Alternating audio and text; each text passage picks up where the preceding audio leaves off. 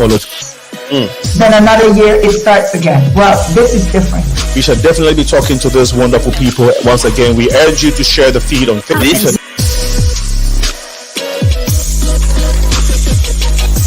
Hi there, I'm Faida, and today we're going to be talking about the African diaspora in Mexico.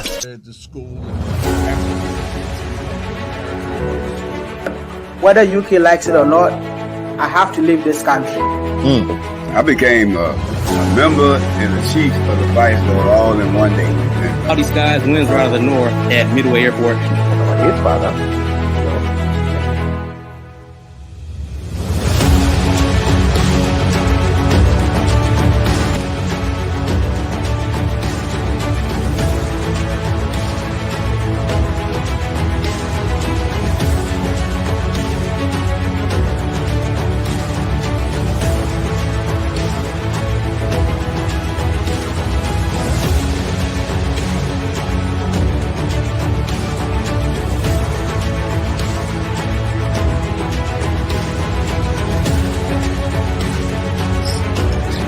Rice and beans. Okay, kids, we have had to come to an end of this beautiful set. It's not about the This is the inside account of a week that brought the Rainbow Nation to its knees. Right, essentially trying to inculcate into this.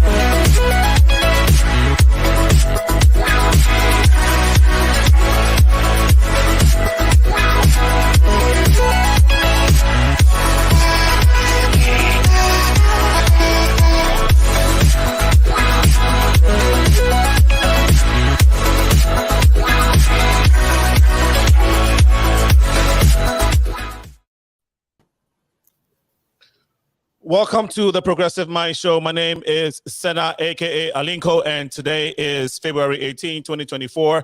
Today is one of the special editions because Sundays we usually do not have shows. Tuesdays are our regular days, but today we wanted to do this special one as we continuously celebrate Black History Month. And it's very, very important that we tell our own story, which is what we're here this evening to discuss or learn about, not learn, but look at how Afrobeat started, literally. This is our history. This is our story as Black people, whether you are in the diaspora or on the continent. This is our creation, and we want to be able to go into it. So this evening, we will be discussing this with three very important guests, actually 4 of them.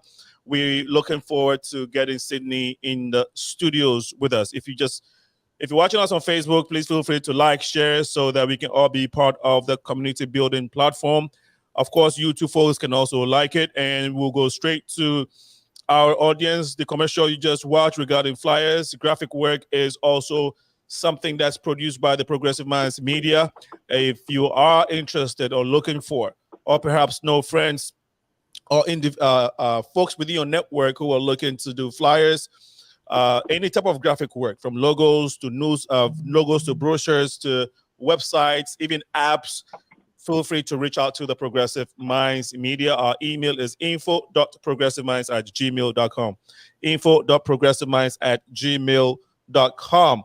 Well, we'll go straight to our guest this evening. We'll start from the top, and it is Victoria ADIGUN. She is the founder and founder of OVACOM Consulting Victoria. We have spoken a few times over the past 3 years on the phone, and today happens to be the first time on the show. We are glad you're here. Thank you so much for having me. Your audio is a bit okay, so I think good. Thank you so much. We can hear you now. Okay. All right, pleasure to have you on the show. Next to Victoria is Eddie BLAY, who is a radio and TV host, also a Hiplife legend, if I can say that. Either Hiplife or a rap legend in Ghana. I don't know which one, but we're right, brother. Brother, you are so much welcome to the show. Thank you very much, sir. Happy to be here. Great. And then last but not the least, my brother IBRAHIM OKULAJA is the founder and CEO of Edge Records. Brother, you're welcome to the show. Yeah, thanks for having me, man. It's excited. a pleasure. Great. And then, yeah, so stay tuned. We should be getting Sydney in the studio in a short while. But Victoria, what is OVACOM Consulting? Thank you. OVACOM Consulting is an international public relations and marketing firm, and we also do events as well. We focus more on the IT, healthcare, and hospitality sector.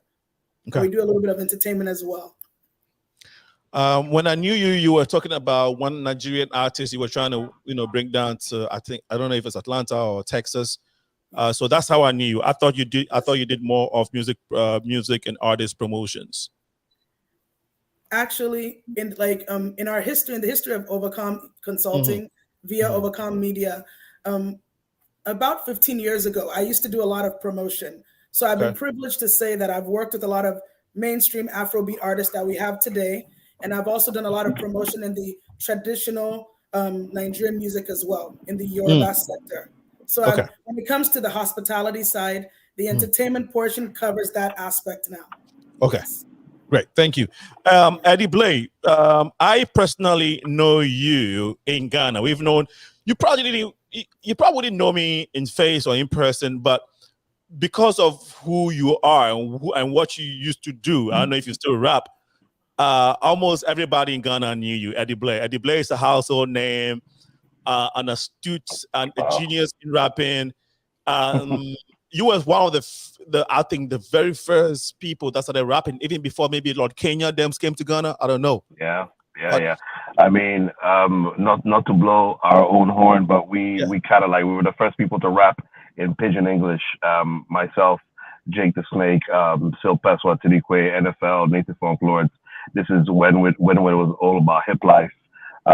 So I come from that era. We were the first people to rap in Pidgin. Over the years, I've been in the media doing my thing.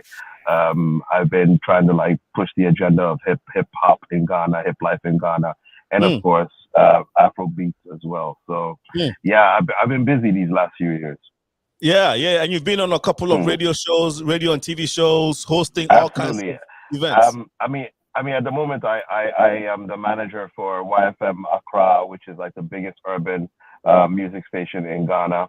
I've also hosted a myriad of TV shows back in the day, and still on and off, but TV is not as big as it used to be. So I like I said, I've been busy, man, and I'm still doing my thing here in Ghana. You wouldn't remember, but I knew you in Aquinas, right? Oh yeah. Is that so? Yeah, man. I've been Aquinas, St. Thomas Aquinas Secondary School. Old Thomas for life. Respect. Yes. And then, if you recall, you used to host Save the Dance. Pocho and I used to do that program. Yes. Civil Aviation. At Aviation Social Center. That's right. I now remember everything. Yes. Pocho and that Save the Dance was an inter-school dance competition. Really big back in the day. Very, very, very, very influential in terms of the culture and all that we represent. Yes. So it's been years. We go way back, and even though even though we haven't sat down to party, but we've been in the same spaces, be on the same stage in different times. But you, of course, very popular, nationally known. So you had a lot of faces, speak all the time. So. But thanks for coming on the show, Eddie. It's really a pleasure and honor to have you. You're one of the living legends when it comes to Africa or this generation general that Africa has now, some of you guys, including you, form the core of it, and we'll go into the details. My brother IBRAHIM, Thank you, sir. OKULAJA, a pleasure having you on the show. Man, thanks for having me, man. Thanks. I'm really excited to be here. Great. Unfortunately, I didn't live in Nigeria, so I don't have that connection in terms of knowing you back in 20 years ago, 15 years ago. But the energy is still the same. If you're a Nigerian and or Ghanaian, you know that we're weird cousins. We are weird cousins. We're cousins. Yeah. Musically, in everything. Great. Guys, let's look back to what is Afrobeat. And since we all agree that this is a genre that was birthed by a Nigerian, Fela Kuti, I'll start with you, IBRAHIM. What is your knowledge about Afrobeat? I mean, not modern Afrobeat, but Fela Kuti Afrobeat. Yes, yeah. Like we normally call it, we say Afrobeat without the S. So the new genre right now is Afrobeat with the S. So we're talking about Afrobeat. Afrobeat is simply Fela. It's Fela's creation. You know, Fela created the sound Afrobeat, and which is just his type of music. I believe is African sound, African music. So Fela created Afrobeat, and that's his sound. Is a kind of sound for his music, because earlier on, Fela started as a real as a jazz musician. So now grow into creating a genre for himself, a sound for himself. So he named it Afrobeat. So it's just Fela type of music. That's Afrobeat. Right. African music. Exactly. So just great. How about you, Victoria? I almost called you OVACOM. Yes, just to buttress on what IBRAHIM said, when it comes to the history of core music that touched the soul, that was educational, our father Fela started that. Okay. And you know, Afrobeat is more than just the beat, the sound, and the whole dancing. It's a movement. And if you listen to Fela during that time, he was always making sure that through his instrument, the percussion, the type of group he had playing for him, they conveyed that message, in which was actually connected back to the three nationalities in Nigeria.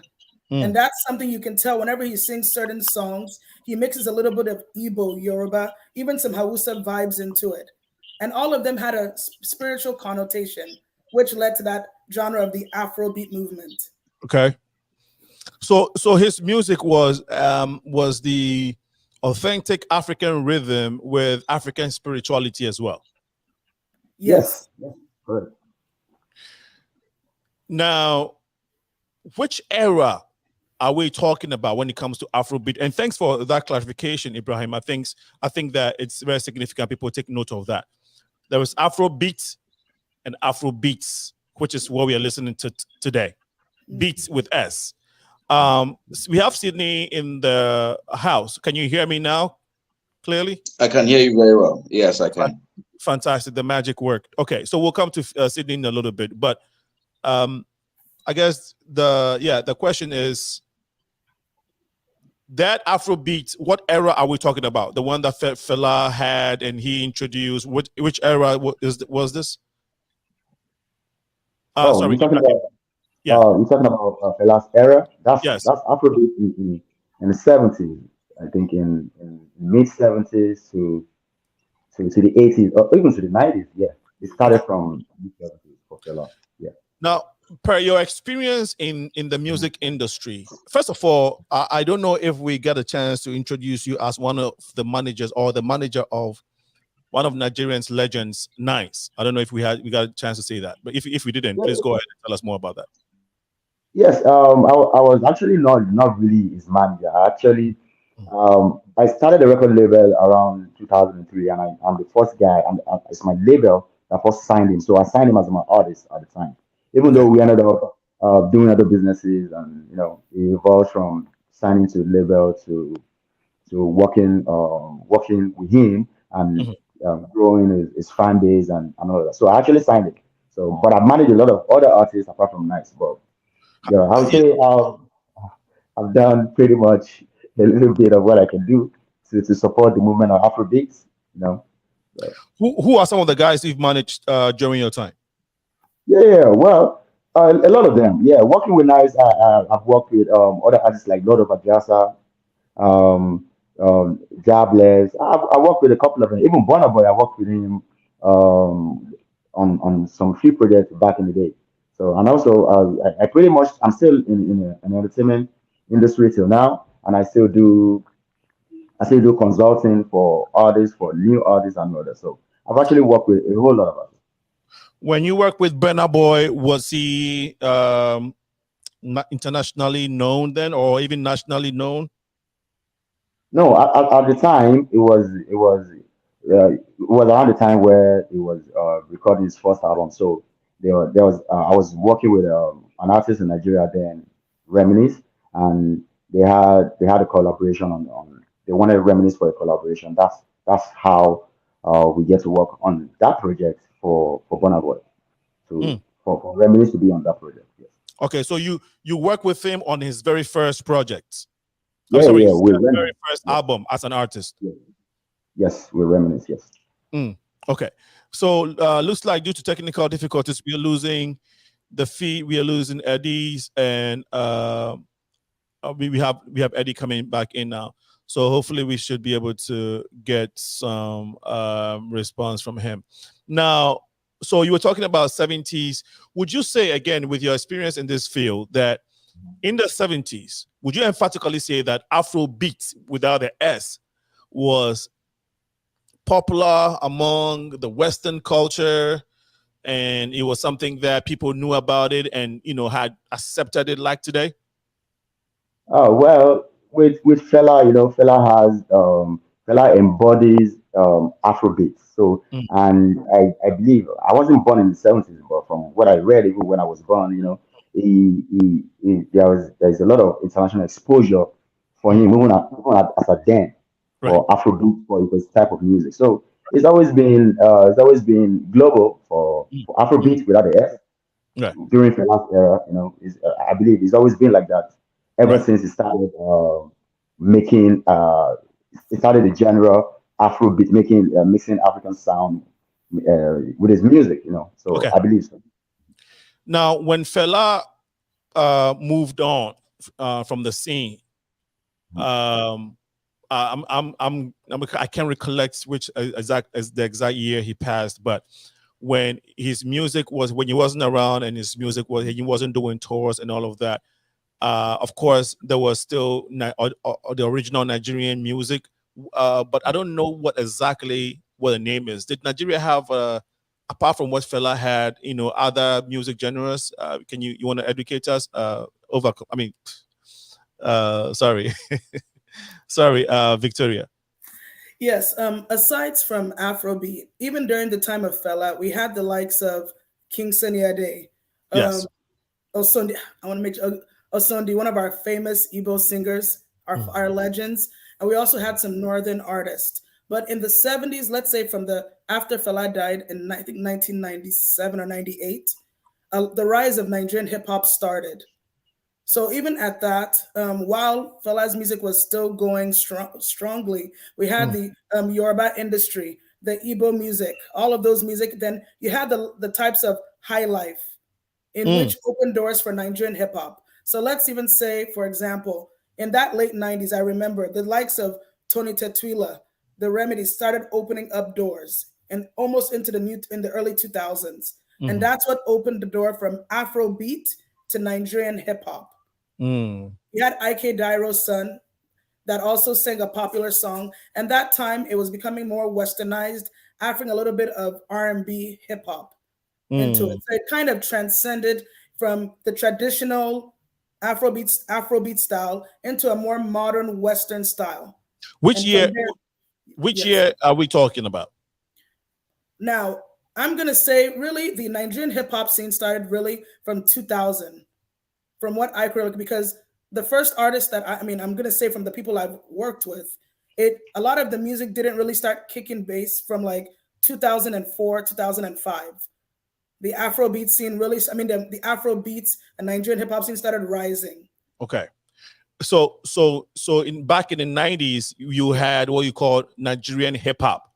Yes. What was that? What was it like? Just literal rap in Nigerian languages? Okay, so it went two ways. You had those that's like kind of sang and rap in the traditional way, just trying to flow in the in the vernacular. Then you had those that were really trying to go Western. But at that time, let's say in the late 90s into 2000s, we weren't accepted then. It was a battle, even when an artist is trying to transcend into like hip hop, R&B, it was looked down upon. It wasn't till some collaborations and people started pushing certain songs. And one of the first Nigerian hip hop songs I remember is "My Car" by the legendary Tony Tetuila. That was one of the biggest Nigerian hip hop songs of our time then. Ibrahim, thank you so much for that response, Victoria. And I think we're getting Eddie Blay back. Ibrahim, what's your take on the transition from Fela's Afrobeat to what Victoria just shared? Tony Tortilla is also very big in Ghana, very, very popular in Ghana. But you want to add your 2 cents to what Victoria shared? Yes, well, it wasn't just the last sound that inspired a lot of artists to create the Nigerian music genre, that's Nigerian hip hop. There are other infusions from, like, we have other genres like Fuji, Juju, you know. So all of that, including with the last sound, everything inspired a lot of artists to create what they create, to create what we call Nigerian hip hop at the time. And for me, I'm a student of the game. I'll say it started from Nigerian music, hip hop. Actually, really started from way back, as far back as 1998, 99, during the era of the Remedies, which comprises of Tony Tesila, EDDY of the Kareem, and Eddie Remedy. You know, so they infuse a lot of. They are influenced by all of these sounds, and eventually, but Fela's Afrobeat have major influence on them. But it's not just Fela's Afrobeat. There were other sounds too that they were inspired by. You know, so most of all our music at the time were influenced by all of this music, all of these genres of music, which builds up and ended up being the Afrobeats that we have right now. Great. We'll come to again some of the details, and thank you, Ibrahim. Eddie, I'm sure you heard some of the conversations, even though you were not here. And would you like to add your 2 cents to again the Fela Kuti story, and then we can segue to what did Ghana have at the time before Afrobeat?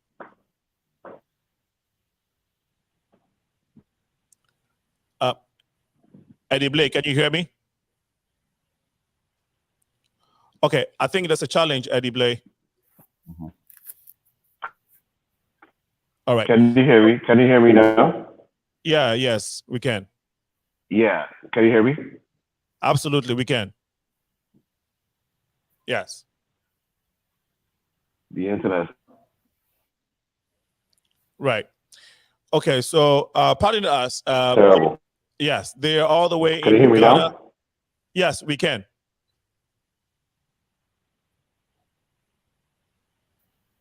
And again, we apologize for the break because again, they are all the way in Ghana. Eddie Blay and Sydney are in Ghana. Can you hear me now? Hello? Of course, yes, we can hear you. Yes, we can hear you, Eddie. So he's trying, but as we keep trying to get his feed back here, Victoria. So who would you say? You've mentioned Tony Tetuila. Apart from him. Okay, go ahead. Yeah, what I was saying was that back then it was also big with Tony Tetuila, Ike Chukwu, all those guys. But you want to take it back a bit further. You could talk about Jedubule Ambule, who's he says that he's responsible for rap in general. Jedubule Ambule basically said that he's the guy in the world, basically, because he was rapping apparently way before everybody else started rapping. So for him, It was way back in the 70s, right when Fela was doing his thing. BLAY was here in Ghana doing his thing as well. And then they had a whole bunch of other people. And of course, you want to talk about OCBSI and things like that. Everybody was really rocking back then. The hip hop thing, I think, took off right after Reggie Rockstone came to Ghana. Before Reggie came to Ghana, clearly there was there was pockets of hip hop events and everybody was doing their thing. But it wasn't until Reggie actually came and dropped an album that made it an official brand. Because I remember when I was trying to start my rap career back then, nobody was trying to hear rap in Ghana. They were all like, you know what, it's too westernized, it's too, you know, it wasn't until we started rapping in Pidgin that people understood that, oh, well, there's something to it. So, yeah, these are all people, Reggie Rockstone, BLAY, OCBSI, and of course, Fela, who's a pioneer of Afrobeat. But so many other like people came after that, and some people don't get their credit, you know. Ikechukwu, like I said, you know, Tony, who else they got? There's a whole bunch of people from Nigeria and Ghana that were doing their thing back then. Okay.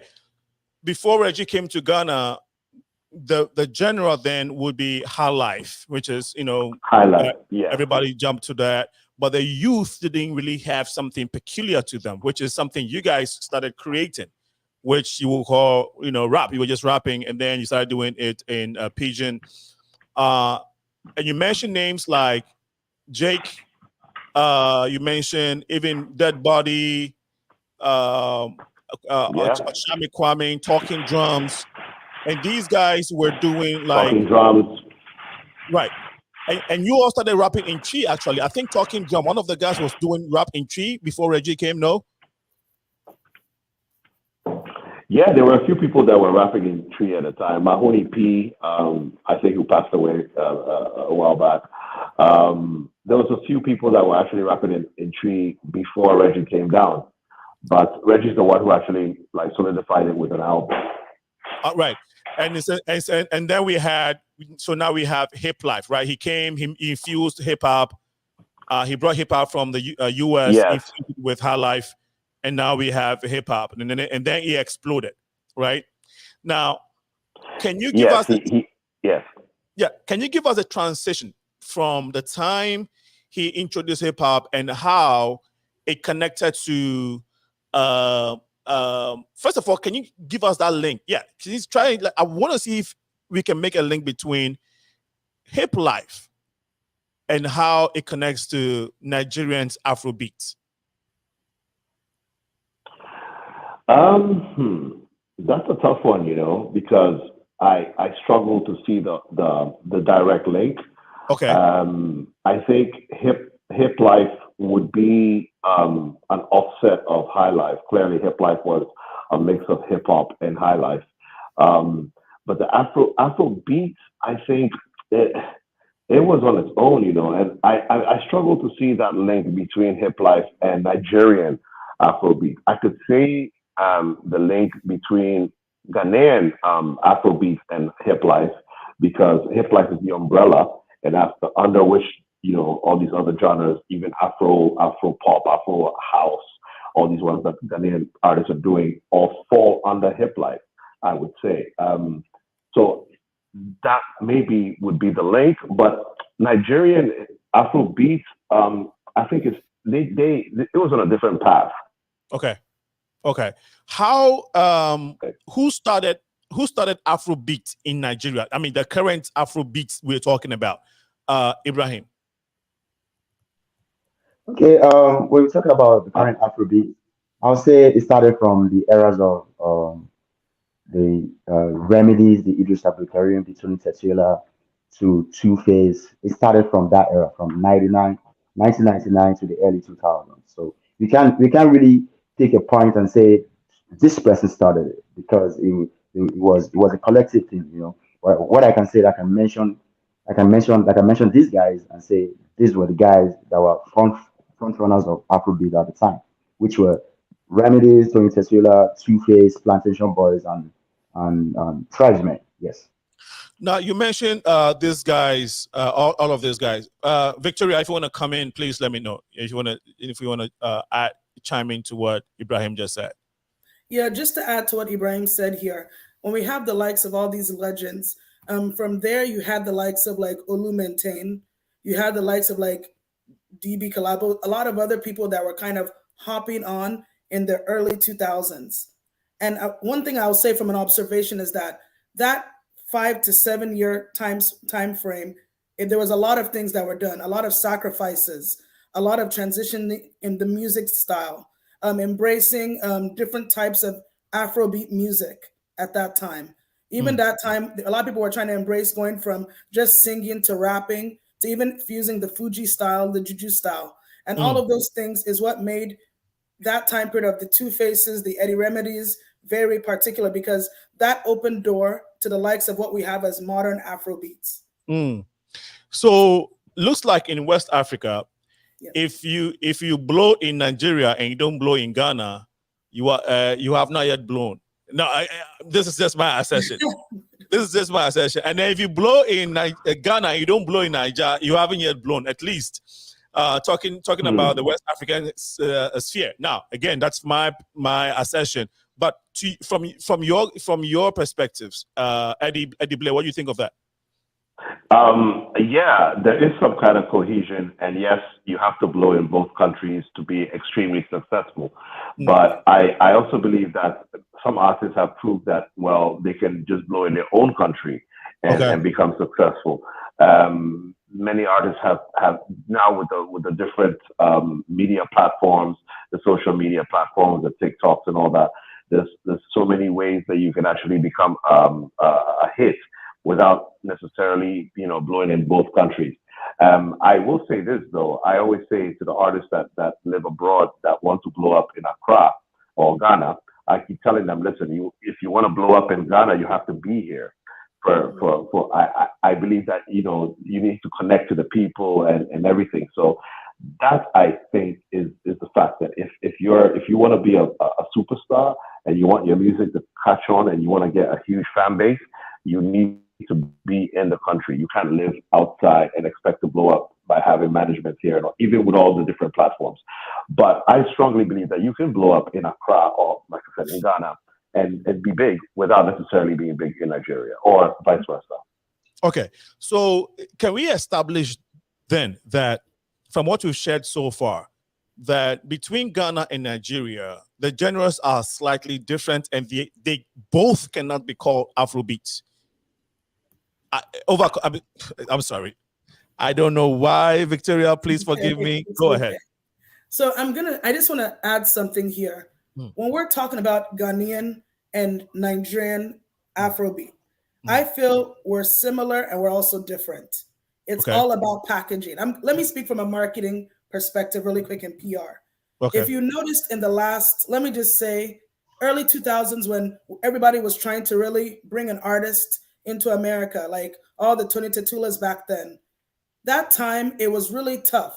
Before you could even, I'm just going to use this for example, to get even a visa, you had to meet a requirement. But once the Afrobeat music started blowing from both ends, Ghana and Nigeria, like for example, now it's gotten to a point that you don't even have to, even if you've blown and you've done good marketing, PR, and you've actually become known, like Eddie said, in the country itself, you can get some things faster. So this is why I'm saying now that with both genres, with both countries, we're a lot alike more than different, because we've paved the way for all the other African countries now. And I said what I said. Ghana and Nigeria has held it down because now you've opened the doors for East African entertainment on a bigger international pedestal. So it's just all about, we just have to analyze it from a marketing perspective, on the media aspect, and also on a business aspect. There's too many similarities between both countries when it comes to entertainment. So, right. Ibrahim, you want to thank you so much, Victoria. Ibrahim, you want to add your 2 cents to what you just shared? Yes. What I want to say is Ghanaian music and Nigerian music has always been the relationship has always been intertwined, So there's a lot of similarities between them. I remember back in the day, Tony Tesila featured TikTok on the song that blew up in Nigeria, Right, and right. Which is one of his biggest songs to date, And Tindasila did it twice, you know, and there are other artists too from Nigeria that went ahead and featured Ghanaian artists. It is because our music are kind of similar, you know. It's because we have a lot of similarities between us. That's why all of this can actually happen. And I remember vividly, during the early 2000s, you know, a Nigerian artist featuring a Ghanaian artist at the time is a big deal, you know, from a Tony Tesula perspective at the time with TikTok. So there's a lot of similarities between us. So. Great, thank you. Again, to Victoria and Ibrahim in Nigeria, you mentioned the collaboration between Tony Tetwila and then TikTok, but I want to ask specifically, how many or which Ghanaian artists from the 90s, early 90s, maybe in the mid 90s, all the way to late 2000s, which Ghanaian artists had been very popular in Nigeria?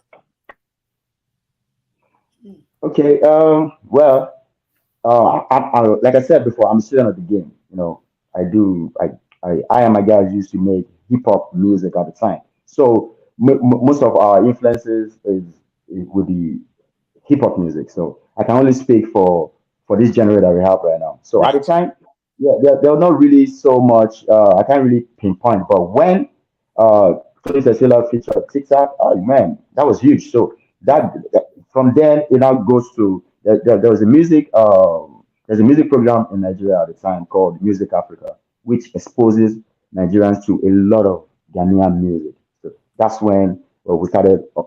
I personally started getting to know people like Reggie Rockstone, you know, TikTok, Tiny, a lot of them, you know. So I can't really pick from other genres like other genres type of music. Yeah, of course, hip life. Hip life and high life music is very big in Nigeria. And, you know, that comes from Ghana. So there's a lot of artists in that. But from the hip hop era, I can only speak for the people that actually connected to our music, which are the likes of TikTok and Tiny. Tiny. Okay. Early, yeah. Early 2000s. Yeah, Tiny was big, and then VIP, Bookbuck. Yes. Same question to you, Eddie. When it comes to Nigerian artists, which of them would you say had an influence or made a huge impact in Ghana music, so to speak, or even was the most popular in the Ghana music industry? I would say people like D'banj. D'banj was extremely influential here in Ghana. Two-Face or Tubaba, definitely one of the biggest artists. When he dropped that, what's the song called? My African Queen. My African Girl. What was it called again? That's the one. My African Queen. All the girls were crazy. That's the one. It was used all over. Ghana it was an anthem here. And D'banj was also very big. And he comes to Ghana a lot. And you know, I agree with all what my co-panelists are saying. At the end of the day, our music is they're very similar. You know, when we do our hip life or our Afrobeat, a lot of Ghanaian artists try to sound Nigerian. You know, so they use the same pidgin. You know, and yeah, there's that mindset that you need to blow up in Nigeria.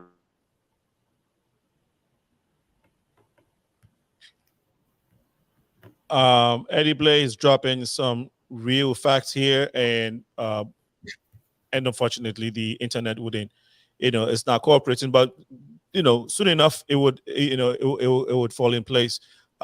Victoria, you wanted to add your 2 cents to, I mean, from your experience and working with these artists, which of the Ghanaian artists would you say influenced, or, you know, in your opinion, influenced either Afrobeats or was a bit popular or was very popular in the Nigerian music fraternity?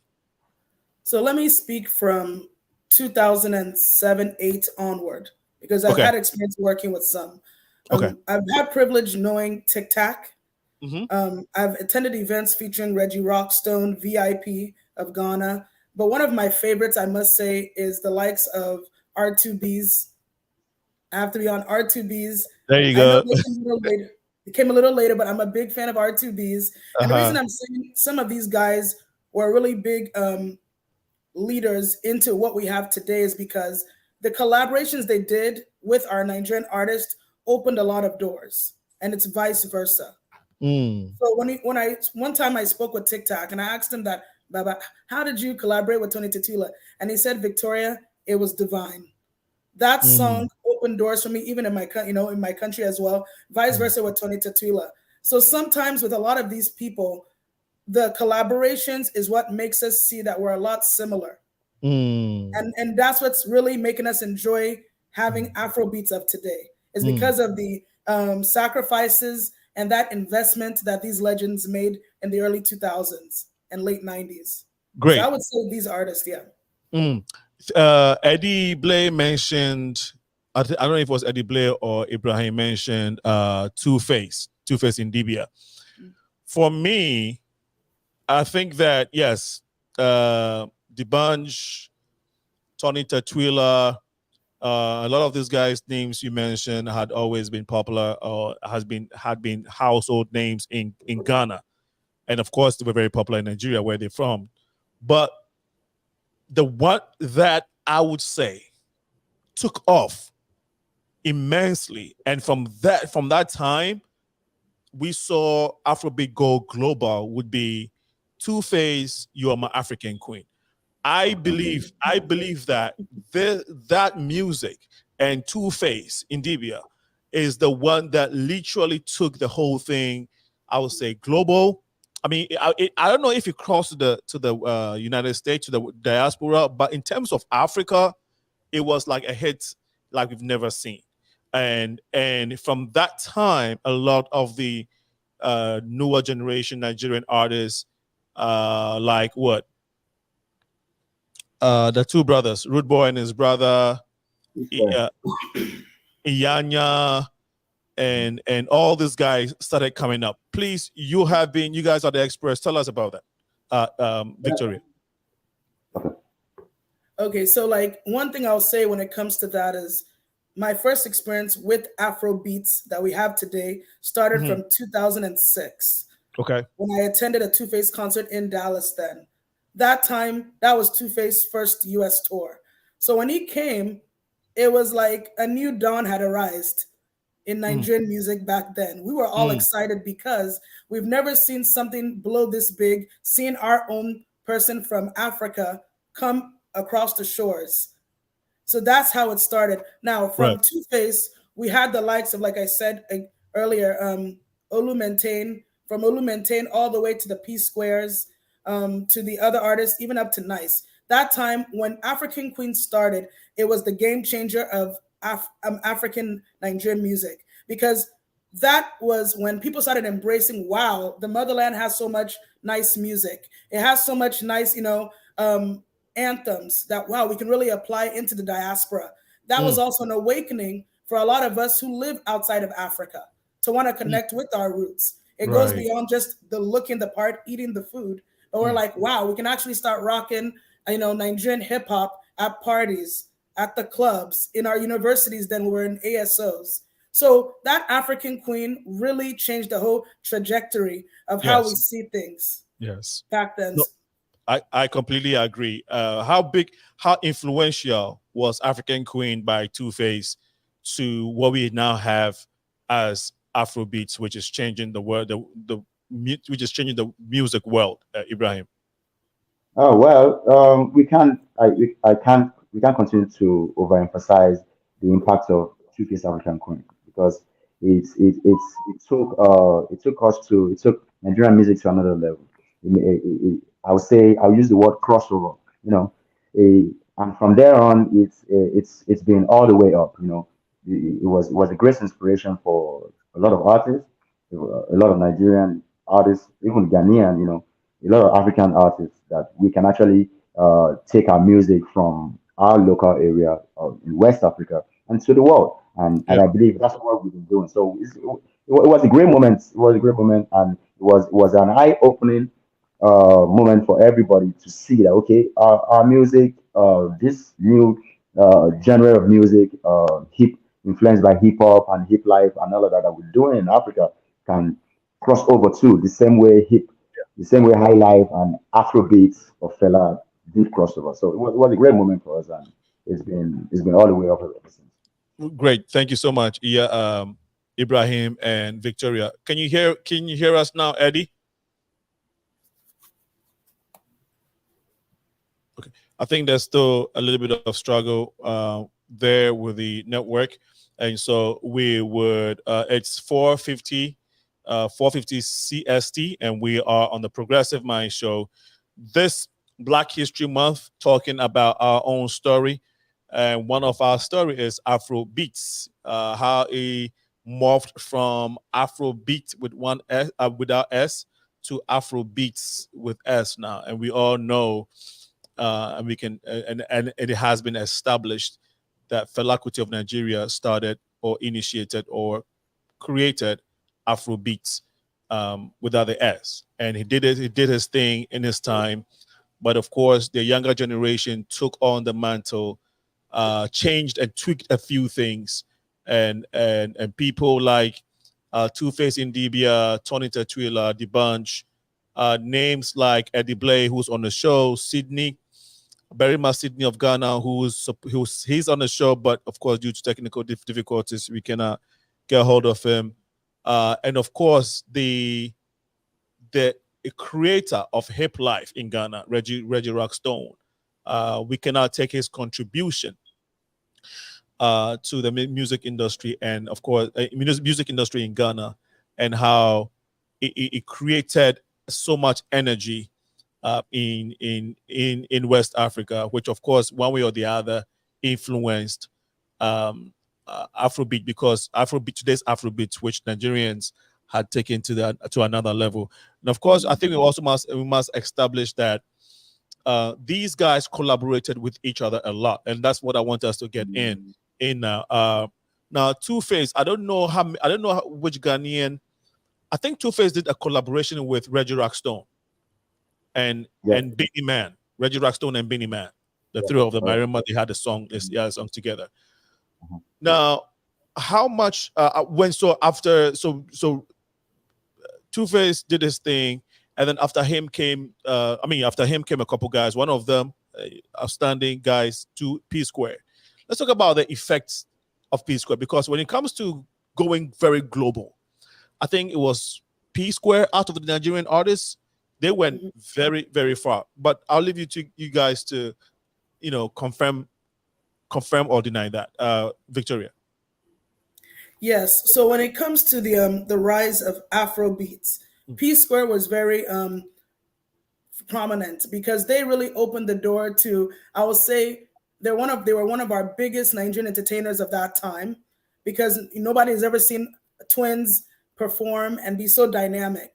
And they did pave the way again after Two-Face in going abroad to travel and spread the goodness of African music in the diaspora. Again, P Square, I'm gonna say this. If it wasn't for some things that happened, P Square is one of the best duos that we've ever had in history. Yeah, because they really crossed. They're one of the people that did they're one of the first Afrobeat artists to do a collaborative joint with an international star. Yes. They did it with Rick Ross, yes, which was very big at that time, because one, financially, that was an expensive investment, and that was before the international scene embraced Afrobeat all the way. Yes, you're right. You're very right. With those kind of investments, we have to give it to them in the history of Afrobeats of today. P Square really opened that door of collaborations and showing the world that Nigerian music can be fused with a little Western R&B, rap, etc. Yeah. So to me, they were really prominent. Very, very, very prominent. Who else can you say in that era lifted Afrobeats, just like P Square, or at least challenged the work that P Square had done in terms of rocketing Afrobeat to the world? Which other artists would you like to mention, Ibrahim? Well, I'll say Nice did really good too, as regards pushing Nigerian music to cross over to the Western world. So Nice was much prominent, because don't forget, P Square were so phenomenal to the point that from the mid 2005, 2006, all the way until 2009. So when it gets to the time, we had people like Nice who took over from this guy, and we also had the band too. You know, the band was very phenomenal too. You know, so it was P Square, the band. There were a lot of them, but everybody were played their part in making sure our music is being transported from You know, Nigeria. sorry, I'm sorry. Do you know one name we're now mentioning since we started talking about, you know, the music going very far and going global and diaspora and all of that? Iyanya. I think that guy music was phenomenal, and he from Kukere to all of that. I don't know, but what do you think about him? Victoria, sorry, Ibrahim.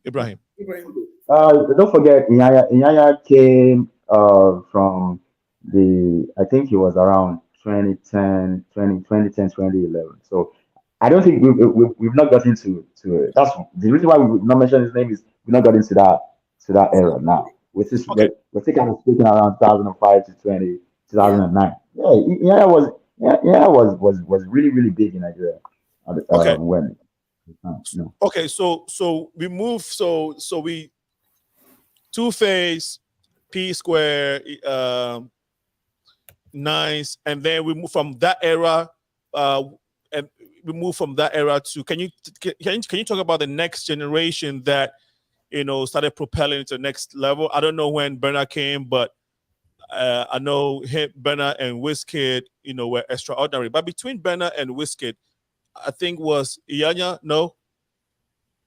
Yeah, well, I would say Wizkid first before Burna. Wizkid was around 2011, 2011. So from 2010 2011, and it was around the same time when Nyanya 2 came up, So there was Wizkid, pretty much most of the guys that we have right now, Wizkid, Davido, Burna Boy, they all kicked off from the 2020 2011 up until now.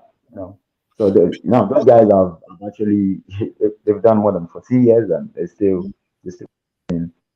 um before Wizkid, before Wizkid and Burna Boy Davido era, I know we talked about P Square, but where would you place people like Juice, Maliki Berry, those guys? Okay, I didn't get the question. You're talking about No, before yeah, Wizkid? no, yeah, before Wizkid, Davido, and Burna Boy era. I mean, and right after P Square, where would you place Juice, Maliki Berry, and how do you think they influence the growth of Afrobeat in the diaspora? Yeah. Malik Berry stood out for me. Yeah, they did their thing. Yeah, they have a lot of. First of all, us being introduced to Malik Berry came off as being a producer. And don't forget, the producers of African music has a lot of contribution to the culture itself. So I'll say, yeah. Then we from being Malik Berry, the producer, to Malik Berry, the artist. So they all came right after the likes of Wizkid, because after Wizkid blew up and took the music and to the UK, we started selling out arenas.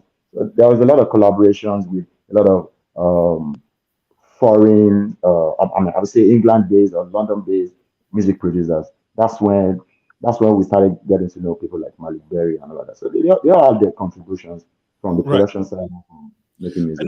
And you are right. I think we haven't been fair to the producers, because when it comes to music, they play a huge role in terms of collaboration, getting the artists to international level, engineering the sound and all of that.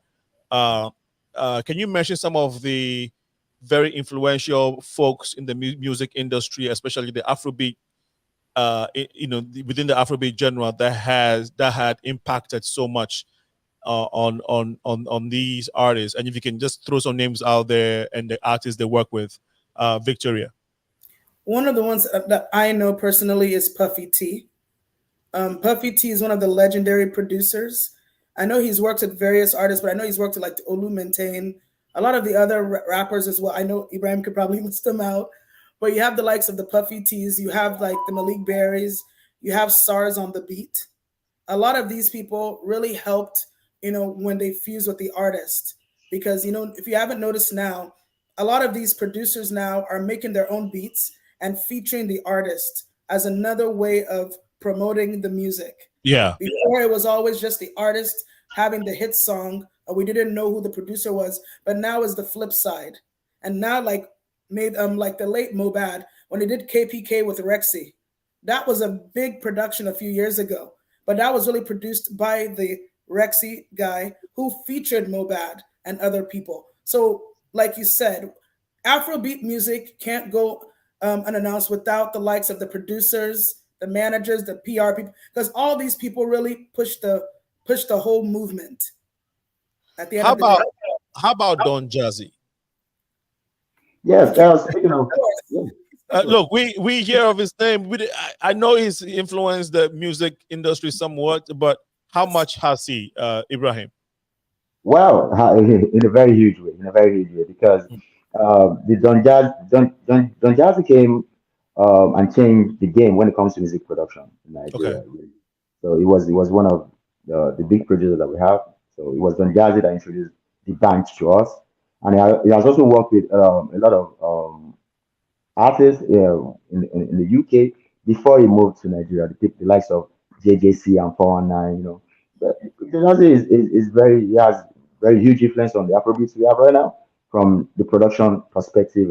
Bringing people like even the likes of Ike Chuku, the band, Juan De Cole, pretty much most of the few guys that we have right now. So we can't overemphasize his contribution. And let's flip it back. There are other producers that actually add a lot to the genre of music that we have right now in Nigeria. People like Joe Kenny, with Nelson Brown, ID Kabasa, just to mention a few of them. So we can't really speak of Afrobeats or speak of African music that we have right now and not give credit to the producers, because they play a huge role in the product that we have right now.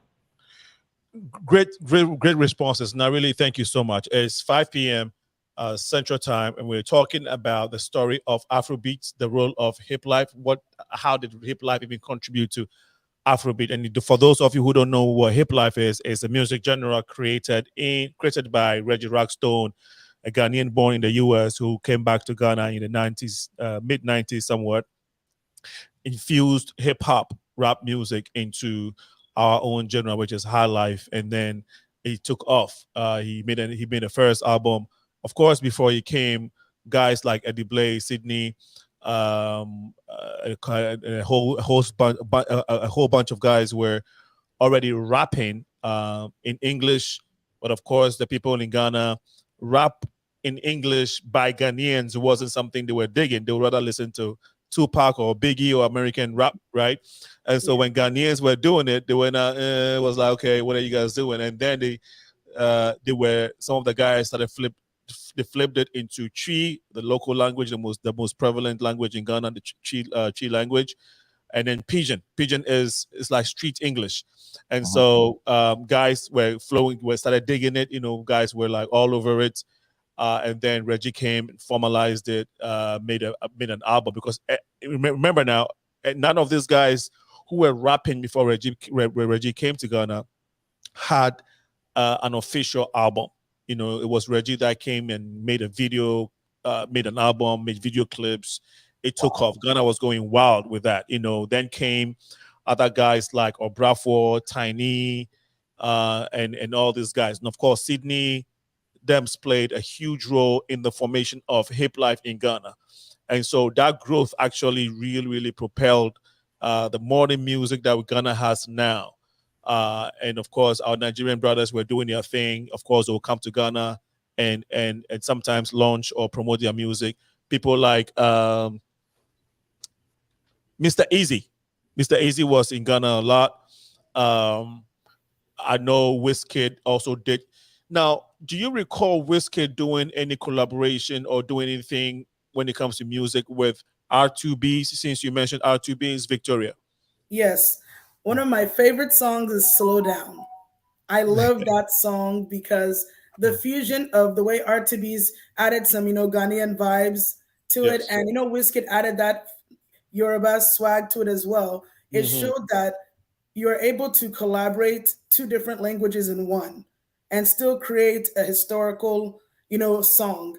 Till now, that song "Slow Down" by RTBs and Wizkid is one of the biggest because it was more of an R&B style type of song that time. Even the video production was nice. It was one of the best at that time. So it shows you that we're a lot similar, and I keep saying it. How many Ghanaian musicians do you know did any collaboration with? We'll come to the work that the three big stars of Niger are doing now. But how many Ghanaian artists do you know that did something with any of the three the three stars?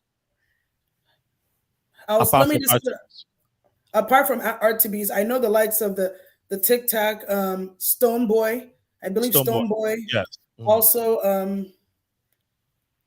that's a good one. I know Shatawale did a collabo with Burna Boy, maybe late 2000s. I'm not sure, or sometimes early mid 2000s.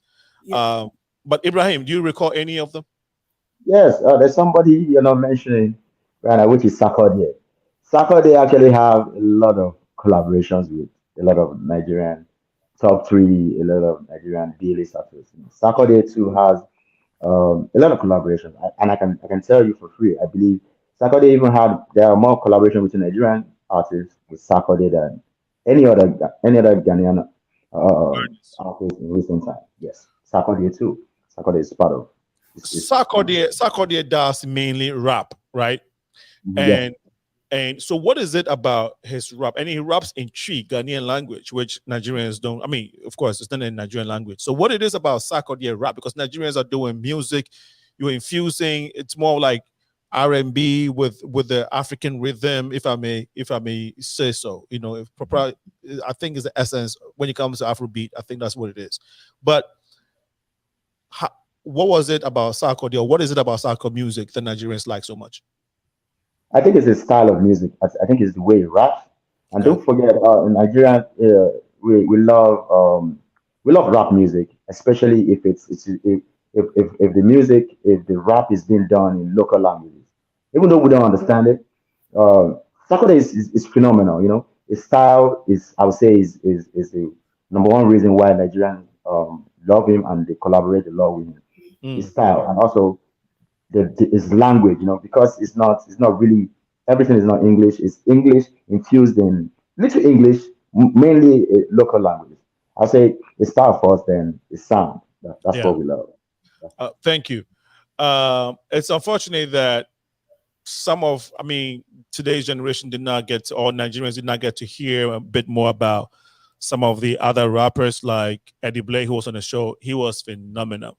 If you like Sarkodie, then you will love it. I mean, Eddie Blay, Talking Drum. There's a group called Talking Drum, man, and they were rapping. They were doing both Pidgin and Chi.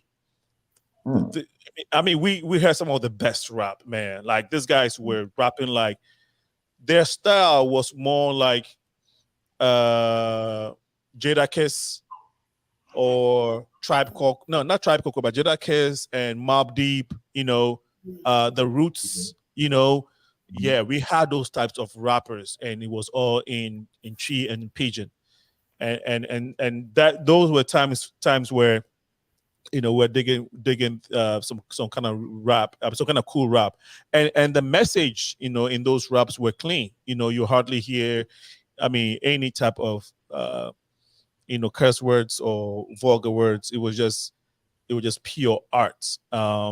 But yeah, thanks for sharing. Yes, Sarkodie has an extreme talent, and people don't know that this guy had been in the trenches for decades before he came up, or before he blew up in 2000. Was it 8? Man, he had been in the trenches. I'd seen him personally perform at local bars. He had been on radio stations just doing freestyle. He is crazy with freestyle. He can just go on and on. He had a rap partner. You know how they do duos? They were just like P Square. His name is Yapuno, and they were. I remember I used to live in Tema, and there's a local bar called the Joycelyn Inn, right by our area. Every Friday evening, these guys were there, and everybody knew that these guys were special. For some reason, the two of them couldn't continue, and then Sarkodie just took off. So we thank God for how he has also raised the Ghana flag internationally with his music, and we are very proud of these guys. But I want us to talk about these three gentlemen, Burna Boy, Davido, and Wizkid. I think that Wizkid is among the three. It will be Wizkid that blew up first, right? Yes, Wizkid came up first. Yeah. Yes. And then there was, now, where is techno in all of this? Victoria. Okay. Okay, so when we're talking about, again, Afro, and let me be kind of cautious on this. When it comes to the Afrobeats genre, I believe we have different types of Afrobeats. Okay, go ahead. Now, when you look at the likes of techno, I call him a crossover type of Afrobeats, because when he sings more. You confuse it more with the Makossa Coupé Décalé, because he's more of an entertainer and singer. Then again, he's also a producer. So that's what makes him unique on his own path. Then when you have the other artists, again, they're unique on a different plateau as well. So that's why I said that even in the genre of Afro beats, it's really broken up into different fields of Afro beats now.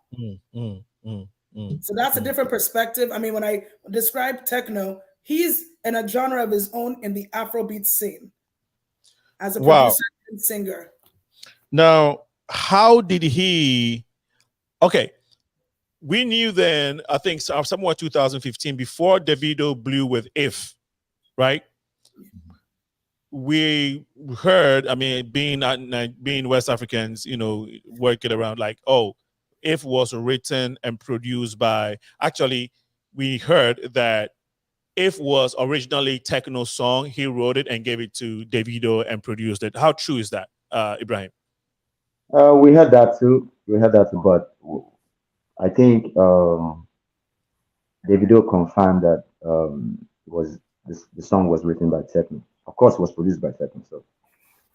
So if something is written and produced by him, then it literally makes a song, And don't forget, in recent times, the new set of producers always have inputs in music, in the way the music is being structured, and it goes down to even the writing nowadays. So from what you're trying to confirm, I believe it's true. Victoria, you have any story different from what Ibrahim just shared? I mean, I agree with him, because during that time when that story was going out there, both parties expressed themselves on how they work together. So when it comes to things like that too in the press, sometimes we also have to be cautious, because some things can be misconstrued more than what's presented. Okay. So I do believe they had an agreement and on how that worked out. Yes. Yeah, an agreement. Somebody wrote the song and somebody sang it. And again, what we heard was that techno wrote the song and gave it to Davido, and he produced it because he's a producer. Yes, correct. How many artists do you know techno has produced or is still working with? Oh, techno has produced for a lot of artists. Like Nyanya. It still works with Davido. Techno produced. He worked on a song. I don't believe he produced, but I think he was featured on the song. This new one of the most recent Kiss Daniel song. Buga. The Buga, Buga. Yeah. Oh, okay. It was on Buga. So it still does a lot of production, and it's very influential when it comes to the Afrobeat that we have right now. Don't forget, when you have a producer that works to make music, we call them a double-edged sword. So there will always be a place for them. They will always be very influential. There are producers who don't record music. They just produce it. But for techno Techno is a very talented guy. He produces music at the same time. He makes music too. He sings too. So it will continue to always be very influential among. To be honest, I feel like techno is not being hailed or acknowledged in the Afrobeat music industry enough, to be honest, because for the work he's done and for the role he's playing in Afrobeat, I don't think he's being celebrated enough. I mean, maybe I'm just a Ghanaian. I mean, maybe I'm looking at it from a Ghanaian standpoint. I'm not in Nigeria, but Victoria, what would you say what's your assertion on this? So this is a really good thing you brought up because I've discussed this was a while back. Not only techno, there are a lot of mainstream artists that at times don't get enough kudos like they should, but at times too, it's also how they want to be perceived. So sometimes we as the consumer may be thinking, oh, they're not getting enough props, but a lot of things could be happening behind the scenes that they're actually enjoying the benefits of their work. So sometimes it's really all about what's being put out there, the information. Because for techno, for example, even the time when he was sick, I think he had an issue with his throat. Okay. Thankfully, he was still being honored and recognized. And I think he was, even though he couldn't go to do concerts, he was still producing and working with people behind the scenes. And that's the reason why even when he got better, he was able to do a tour immediately. So that relevance was still there, which helped him even throughout the time he was still in transition in his health. So that's why I said that sometimes a lot of things is put out in the media and we will be thinking, oh, this person is not, what's going on? They're out of the scene. But in the behind the scenes, a lot of things are happening. But it's sometimes, in this, it has to take its course. Yeah. No, thanks for sharing. I really want to see, I would like to see him somewhere in the Grammys, somewhere, because I've always liked his songs. One of my favorite is Diana. Like, yes, I've had that song on repeat for years. There's something about that song, right? The beats, and the mixing of it. It's a rhythm. You can't help yourself but just nod your head. Like, you can't, no matter who you are, it has all the ingredients. If you listen to the drums, it's just I mean, and I didn't know he had that much influence in the music industry. But then after listening to that song, I kept always inquiring about this guy. Why aren't we seeing him up there like the Davidos and all of that? And of course, somebody told me he likes to be in the back end, because I know if you see him in the diaspora, you don't see him doing a lot of concerts. Burna Boy is coming to Chicago, I think, next month, right? I hardly hear of techno doing shows in the diaspora. Well, speaking to that, I think a lot of times creative, especially producers, people who producers who create music, they always want to be in the back of the scene. They want to be in the back, okay. But for techno had a very huge run. That was one. Techno had a very huge run at the time. It was dropping hits back to back. So for techno should be selling out arenas even in America right now, doing events. But like we said, we can't really speak on people when you don't know what they're going through personally. Like exactly. So you hit it right on the head. You didn't hit it right. So it means I'm not, because I always thought, man, is it just me thinking this? Techno should be filling all kinds of stadiums right now. Yes, it should. Yes, it should. It was selling out stadiums, arenas, and all over Africa. So when you download that, Victoria, is there a secret in Nigeria that we don't know that you should be telling us? Because I don't get it. Techno should be all over, just like Davido and Wizkid are being celebrated right now, to be honest. At the end of the day, it really all boils down to the artist team. Okay. Because, you can be talented, you can have a lot of hit songs, but it depends on what you're wanting at that time. A lot of these artists too, they could be making songs, but sometimes not everybody is ready for certain moves. Like Ibrahim said, like around 2017 to 2020, techno had a lot of back-to-back songs. back to back. And you would think that he would be going on tour, which he did. But again, a lot of factors. And this is where, as an artist, the team you work with also will push that. But again, sometimes it's also in the hands of the artist. So it's a double-edged sword on how this is going. But hopefully this year he's back. I mean, we love him. So let me say this. Maybe at a time Afrobeat had not been accepted the way, and yes, P Square Dems broke through the diaspora did with Rick Ross, but I don't think that even then Afrobeat had made this much impact. But I think that in recent years, for the past 2-3 years, the way Afrobeat has been accepted in the diaspora, had it been that somewhere the 2016, 17, I think that techno would have been out there. Do you think that could be one of the reasons? Yes, I think I believe so. Don't forget, Afrobeat and our kind of music artists started breaking into the American scene around 2017, 18. Right. From songs like Fall from Davido, right, which made him sign a deal with Sony and all that. So I believe if techno was way back, if this happened around 2016, 2015, yeah. Yes. And would you say that Fall, like, yeah, so Fall, if and Fall, right? If and Fall, yeah, both of them. Yes. Really was the music that,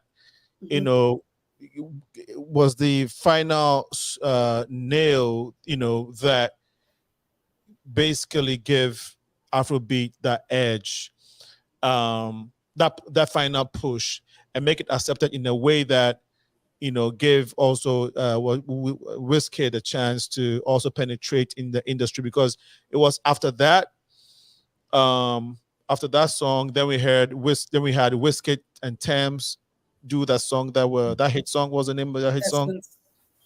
Essence. Yeah.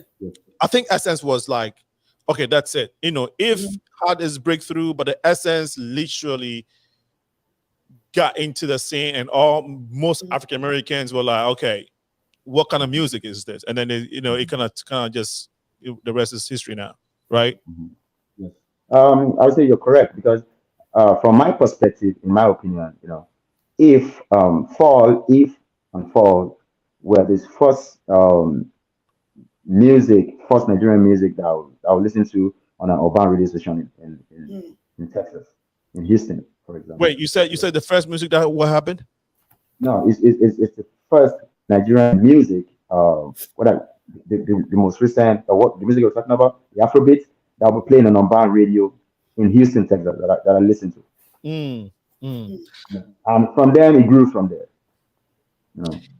Let me say this. Okay, let's talk about this guy first. Now then I'll ask you the next question I want to ask.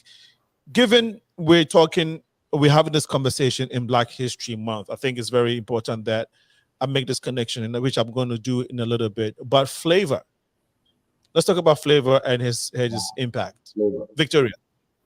So, as a lover of cultural entertainment, Flavor is one of my top artists. And I'm going to say this because he really promotes Igbo culture, the Igbo flavor, and the language to the T. And let me tell you, at the end of the day, when you look at the likes of Flavor, I know our wonderful father, Osondu, I hope I said his name, Dasingo Osondu Nwedu, one of the popular Igbo artists in the 60s, 70s, 80s. Flavor has taken over that legacy. And that's why we have the likes of Igbo rap now. Igbo R&B like Fino, all of them. Flavor really pushed that out there. And that's, again, is another sector that's cultural Afrobeats. Because that, what I keep saying, Afrobeats is broken into different sectors. We have the commercial, we have the cultural like Flavor and the likes of Olamide, then we have other people. Flavor is one of the kings and legends that he's really paved the way for cultural Afrobeats now. How about Naira Marley? I know we hear he's been loved by the youth in Lagos. How has his style influenced or how is his style received? What would you call his style in this description that you just given us when in the context of Afrobeat? Well, I'll say Naira Marley is more or less like a Yoruba rapper. So he comfortably sits in that zone of doing indigenous rap music. You know, that's where he sits. That's where he belongs. You know? Okay, Ashake, where did he come from? He's also Oh, Yoruba. No. yeah, he's Yoruba. Okay. Yoruba. And he came with a Yoruba language and what's his style again, Victoria? Is that how would you call his style? If it has again, you know, when it comes to certain types of music, Ashake, like Ibrahim said, is more of the I would say cultural, but he's still more of the he's a rapper / singer. And he's still on the cultural Afrobeat spectrum. Okay. Because anybody that sings more in vernacular, meaning in their language, I still think he does fuse a little bit of the Juju Fuji style into Afrobeat music of today. Okay. Yes. And I think we haven't talked a lot about Burna Boy. Burna Boy has, you know, correct me if I'm wrong, I think when he started, he was doing something more like raga, like close to this guy, the guy who made a song, Galileo, long time you know, pretty girl. We're talking about Pato Ranking. Pato Ranking.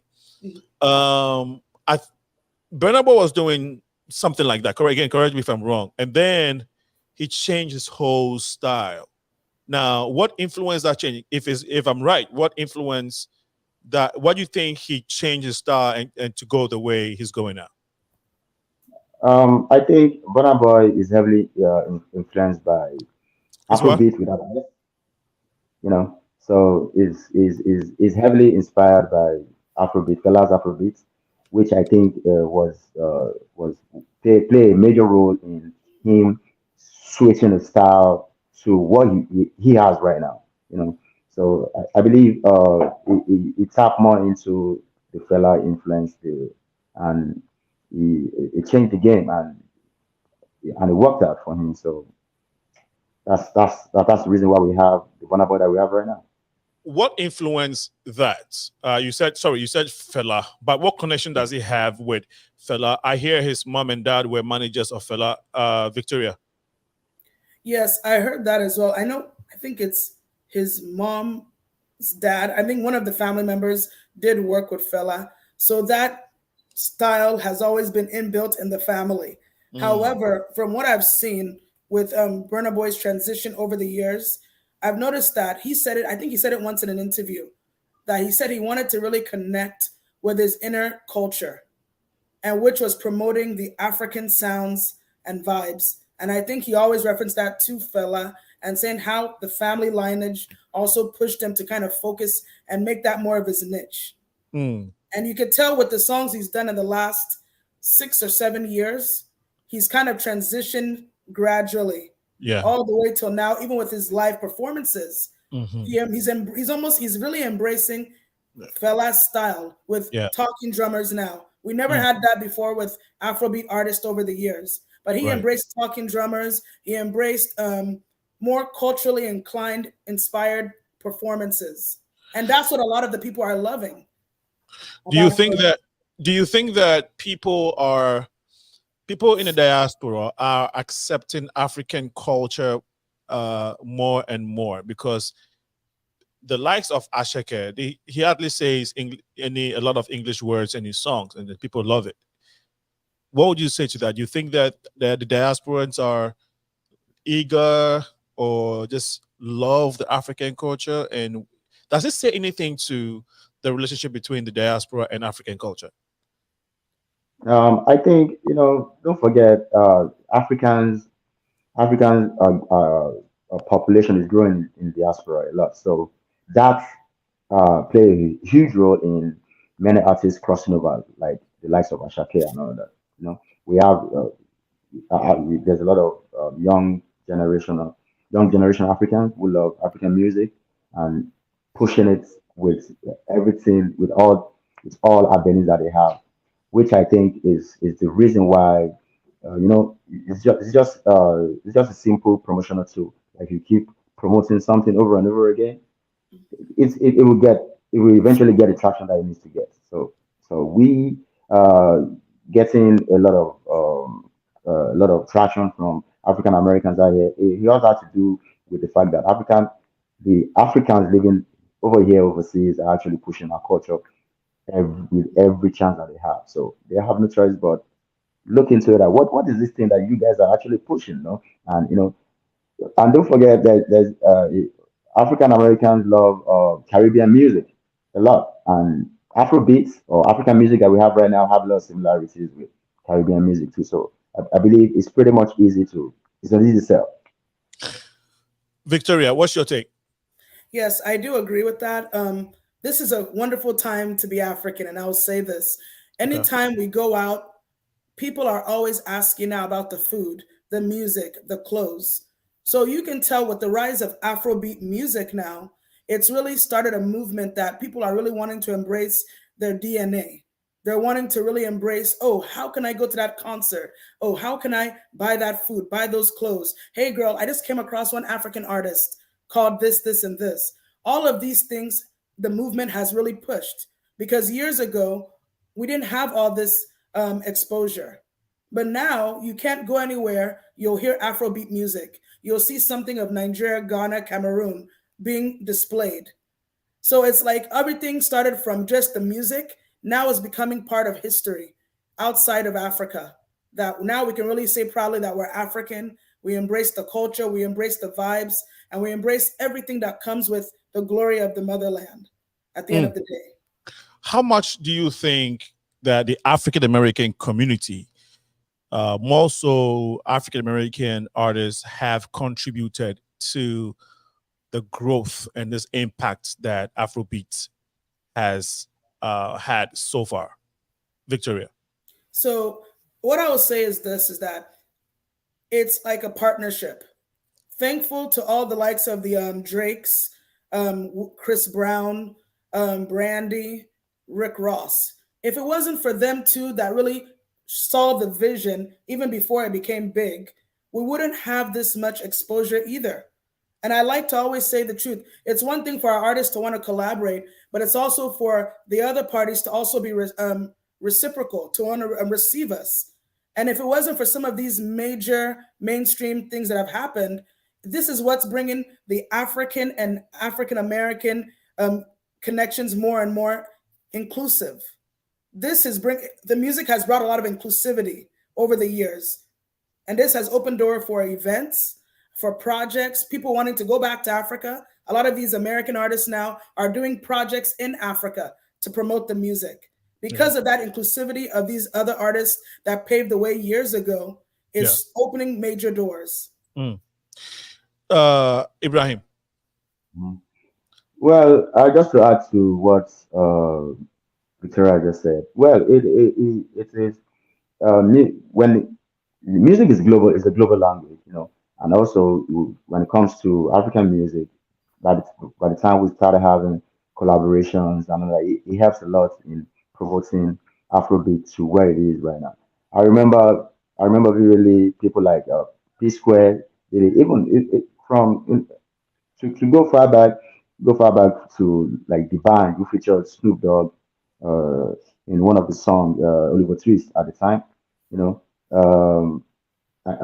so it's been helpful, and most of it comes from the collaborations that all of our artists, all of our musicians have Do done you with. think that the African American, in particular, the African American community in particular, have propelled and helped Afrobeat get to the stage that it's at now? Because for me, Essence was played on every African American radio station, every urban radio station in this country. And you're saying it's still being played in Texas, and I'm sure it's an urban radio station, right? And that is what made that song so popular And so again, my question is, how much do you think that the African American community, and especially the music stars, or the music stars and producers have helped Afrobeats to where it's at today?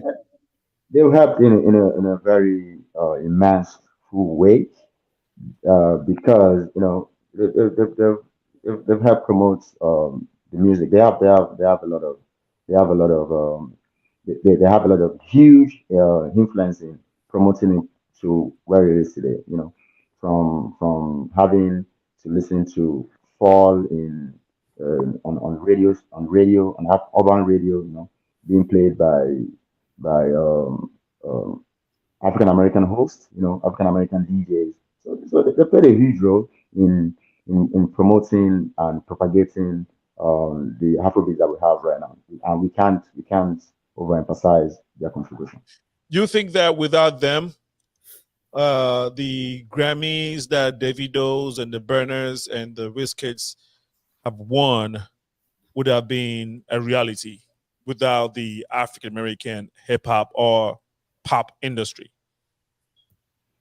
Now, not just the pop industry, the African American community and the pop industry, because we know what the pop culture has done for Afrobeats, and in addition to the community itself. You think that without them, these three guys and even maybe the Thames would have won any of these Grammys by now? Victoria? I feel it was all about timing. Okay. This has been a long time coming. Okay. And for so long, a lot of these artists they've always been receiving awards from the MTV Europe, MTV International, BET International, behind the scenes. Okay. And they've really fought. A lot of them fought for them to get in the front stage. So yes, I could say, the collaborations and our wonderful African American brothers and sisters helped, but I'm going to say that it's our time. Okay. And that's like any genre. There's always a timing that's going to open that door. And we can say the last 3 years was the time of the Afrobeats breakthrough globally. Okay, so personally, and no, thanks for sharing. I've always, I kind of see it slightly different. That had it not been the African American community accepting it the way they did, because again, remember, when P Square did it with Rick Ross, yes, it was in the community. It was here. It was with Rick Ross, but then we didn't have this much impact. Then Davido Dems, made that breakthrough, and then once he started getting the attention of Chris Brown and the likes, and then of course I'm sure he paved the way for the Davidos and the Ashekes also to go globally. And I think that if you go to the concerts, most of the concerts, and Ibrahim, to the point you made earlier about, yes, African population has grown a lot in the diaspora, but a lot of these huge arenas, I think, are filled by more of the, I'll say, African American population than the African population, in my opinion, which tells me that the African community, I'm just saying this so that we can realize that impact. And I think that more often than not, as Africans, we sometimes don't, just, we're not cognizant of it enough. We probably don't even realize it, because had it not been for them, if you take them out of the equation, how would African music be received internationally? Yes, Fela's music is global. All kinds of people liked it. But apart from the Felas who did global music, where would this current Afrobeats, where would it have gotten to? Where would it have been? How far would we have gotten if not for the acceptance and the impact that the African American and their stars had made or influenced our stars? And so I look at it this way to say, yes, it has brought us together. And the importance of all of this is that we have to catch and seize that moment and realize the connection that we have and so that we can build off of that. Because if not, we might not leverage that opportunity. You know, we might just say, okay, it's just a collaboration, it's our time, yes, which is good. But once we start acknowledging that, okay, this is a critical role, this is a critical aspect of all of what we are seeing now. How can we again leverage it to the benefit of the global Black community? You know, so we can do more in Africa and help more artists, not just maybe artists, but you know, business. You know, venture into business that will benefit both sides. That's how I see it, but that's just my session. I don't know if you want to add your 2 cents, Victoria and Ibrahim. So, excuse me. So let me speak from a marketing perspective. There you go. Entertainment alone is a multi-trillion-dollar industry. Okay. But now we've noticed that with the rise of Afrobeats, like you said, thankfully to the rise of Afrobeats, it opened doors to major festivals that are arising, even with collaborations with Live Nation. If Afrobeats wasn't seen as a selling point, you wouldn't have the likes of Live Nation, Afro Nation, all these organizations wanting to collaborate. Okay. That's number one. Number two, let's look at it as at a futuristic level. In the way this is going with the Afrobeat genre, it's going to become a big business in terms of tourism, both going to Africa and people coming to America. Yep. Because years ago, when a lot of us were doing promotion, we couldn't even, we had to use event centers. But now, to even get an artist, we have to get a stadium. So you see, levels have changed. Right. Now, let's talk about the historical connection. In order for all of us now to enjoy the moment and create momentum with the rise of African music and Afro beats, we have to start really uniting as a force. Yeah. From promoters, and I'm saying this from managers, promoters, the PR people, even the A&R and the record labels. Because now, when you have the likes of these artists coming, many of them are already signed to major labels. Again, but how do we benefit as the people investing in the after party shows, all of those things? At the end of the day, on a business level, in areas of tourism, endorsements, and also a marketing mechanism, the only way to really utilize the time is by making sure that we, as the individual investors or people that want to really see it grow, collaborate and work with the entities. Because it's no more of acting like individuals in this era of entertainment. Collaborations is everything now, because you can't really do much alone anymore like that of 10, 15 years ago. So that's where this is going with the terms of expansion. Okay. So do you again, I want to, do you truly believe that without, no, I'm not saying, would you, what do you think of, what would you say to this? Without the African-American community, without the African-American artists, you think that African artists, Afrobeat stars would have been able to receive their Grammys that they've received now? I'm not negating what you said. You know, like I said, it's a two-way street. It's a two-way street, okay. Yes, because if it wasn't for their support and endorsement, along with also us putting in the work, yes, we can't get that Grammy. We can't get that BET. So that's why I said it's a two-way streak at the end of the day. Gotcha. Of course. No, thank you. So because of course it has to start from hard work before you get recognized anyway. If you don't put in the quality work, so yeah. Okay, Ibrahim, I don't know if you want to add your 2 cents to that. Yeah, all I want to say is what she said exactly. We put in the work, you know. Yeah. If we don't put in the work there, then people won't really want to be interested in what we're doing or want to help us take it to the next level. So putting in the work is very important, and I believe that's what we Africans do when it comes to this genre of Afrobeats. Hard work. No they play. That we don't get. How difficult is it for a producer? I mean, you being a producer, you want to speak to that community. How intense is it to work with African artists, whether it's upcoming or established? Well, it's pretty much easy. It's easy. It's not easy, huh? Okay, tell us about it. It's easy because most of the time, you know, first of all, we need to acknowledge that making music itself is spiritual.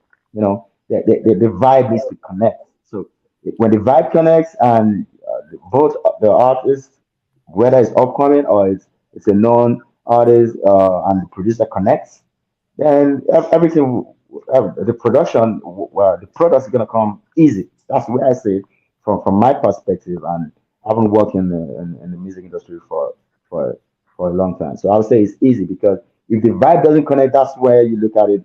You look at it from a different perspective. But most of the time, when two great minds or two or three great minds vibe together and they have good connection, they come out work. The work will come easily, just like the way Davido does record if effortlessly.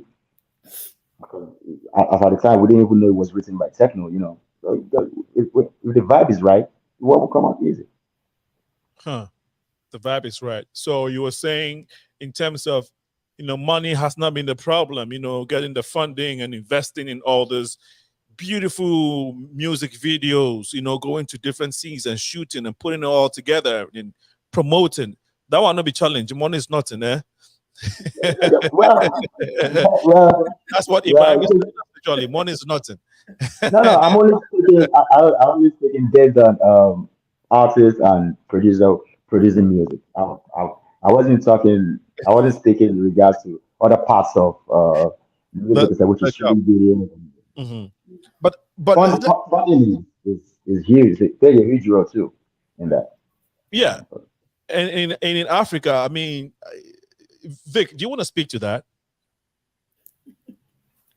I mean, so as Ibrahim spoke about on the production side, let me speak on the PR marketing aspect. Okay. Because when it comes to an artist blowing, let's talk generally. We can have the product. You are the artist. But at the end of the day, how are we, your internal team, going to really position you to be received? Right. That's where the catalyst is. Because most of these major artists that you've seen, there were some people in the background who were going to those businesses, those individual sponsors, to finance those video shoots, to finance even the wardrobe, even to finance the international collaborations that happened. Those things just didn't happen. It came with a lot of brainstorming, how to be sustainable financially. And this is where at times everything starts from home. You know what I mean? They always say charity begins at home.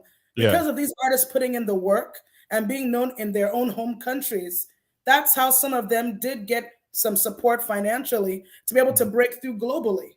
Right.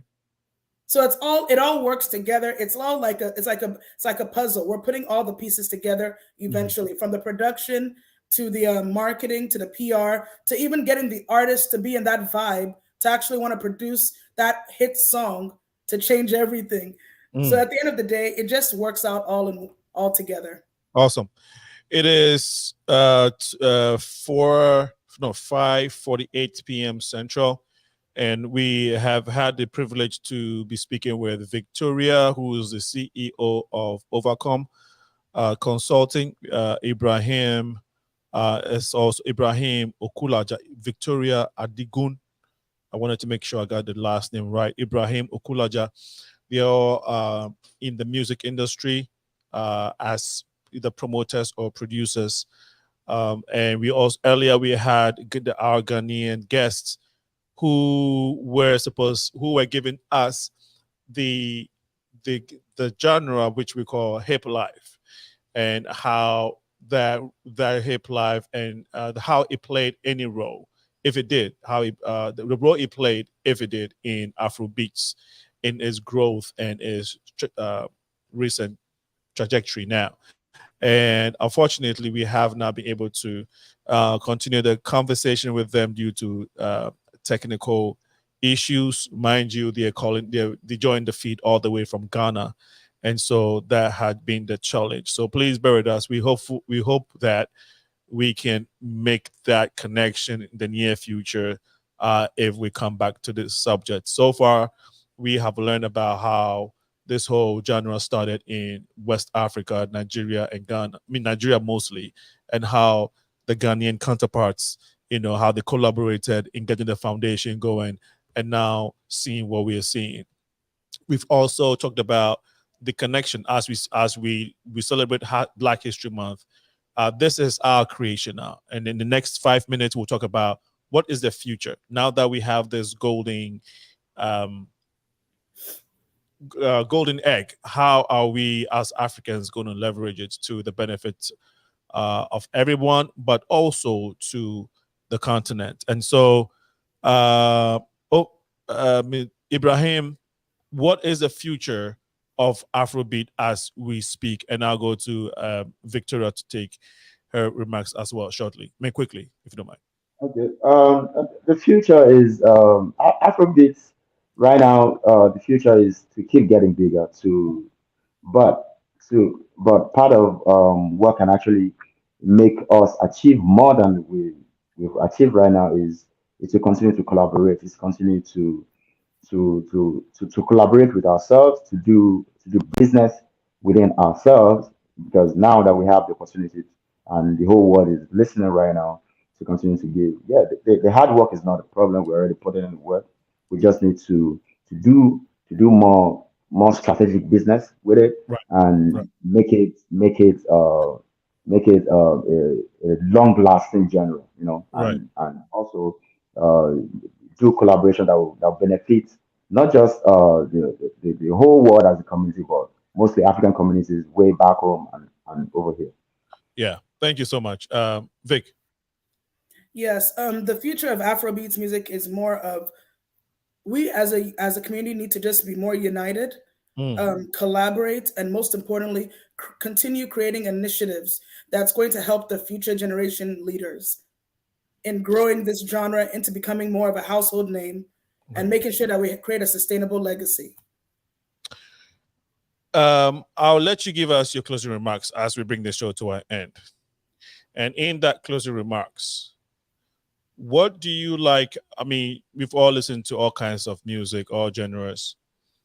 If you take your African self out, what makes Afrobeat music stand out to you the most in comparison to others? Unless, of course, Afrobeat is not our favorite. But if you're not an African, you just use your ear, just use a general ear to listen to it compared to other music. What makes it stand out to you as a person, Victoria? The beats. I mean, the beats alone always is uplifting. You can't listen to Afrobeat music without smiling. So that alone is a game changer. Okay. All right. It's for her, it's the beats. Ibrahim. Afrobeat is an uplifting type of music. So I'll say almost what she said. The sound is what really makes it unique. Is what people actually. It's a different sound. That's why people are actually craving for it. Yeah, reggae is unique too. Yeah. Well, you can say that. You can say that again. Yeah, but it's not about, like I said, you know, Afrobeat and reggae has a lot of there's a lot of similarities between them. The sound is just different. It's, you know, Afrobeat is not. I would say Afrobeat sound is more infectious than reggae because it's just different. It's African. It's more African, you know. Yeah. It is us. Take your ass out of it. Don't put Africa inside. Just remove Africa. Because you're gonna be biased. If you put Africa in there, you're gonna be biased automatically. But I wanted you to just, but no, you were right. I think that for Africans, before this modern Afrobeat, because when we were young, Fela Kuti wasn't, even though, I mean, when we grew up, we would hear his music, but it's not a genre we would jam to and party to, even though it's still good music. But I think that Africans jump to reggae and raga, and it looks as if as soon as we discovered our own rhythm, it's not like we didn't have it, but as soon as we realized, okay, this is it, we like, okay, reggae music, we love you, but we love this better, right? Like, it's more, it feels very refreshing. It speaks to your heart because the drums, right, and the rhythm is similar to, if you go down to your tribe, in your village, how, your people dance and how they move to the beat, you can hear it literally, right? And so it speaks to your heart and your soul in a different way, right? And of course, the language too. So, yeah, great genre. People like it, and I like the fact that the message for the most part is clean, right? It's either love or money, or family, or hard work or hustle. And so it's very clean, and so that's what we need in this moment, right? The world is going crazy, and we need something that can keep us calm, you know, and bring our humanity back as a people. So guys, thank you so much. I think that in this Black History Month, we have been able to discuss Afrobeat, the story of it, in a way that at least will spark your interest to learn more about it. Of course, the story is huge. We can dive into all of it. In the future, we hope we can come here and continue it, probably look at diverse parts or other things concerning the music or things within African culture.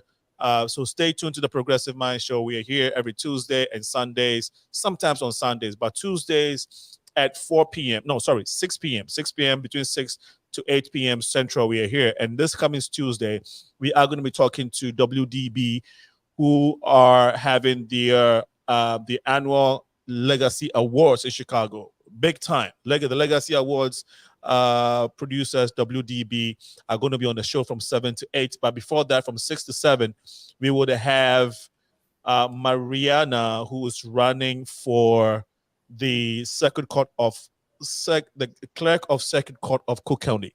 She's going to be on the show.